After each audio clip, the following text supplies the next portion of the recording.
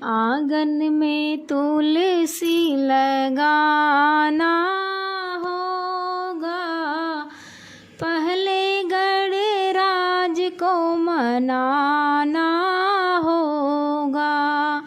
आंगन में तुलसी लगाना होगा, पहले गणराज को मनाना होगा। गणपति को मनाएंगे तो गौरा चली आएंगी, संग में भोले आएंगे तो काम बन जाएगा। दोनों के दर्शन पाना होगा, पहले गणराज को मनाना होगा।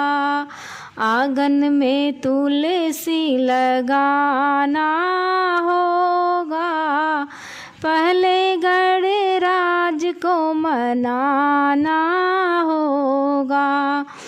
गणपति को मनाएंगे तो राधा चली आएंगी, संग में कान्हा आएंगे तो काम बन जाएगा। दोनों के दर्शन पाना होगा, पहले गणराज को मनाना होगा।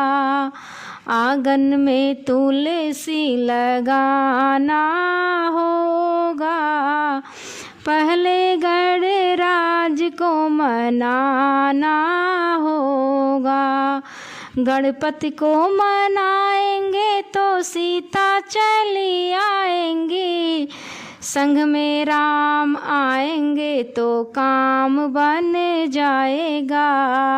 दोनों के दर्शन पाना होगा, पहले गणराज को मनाना होगा। आंगन में तुलसी लगाना होगा, पहले गणराज को मनाना होगा।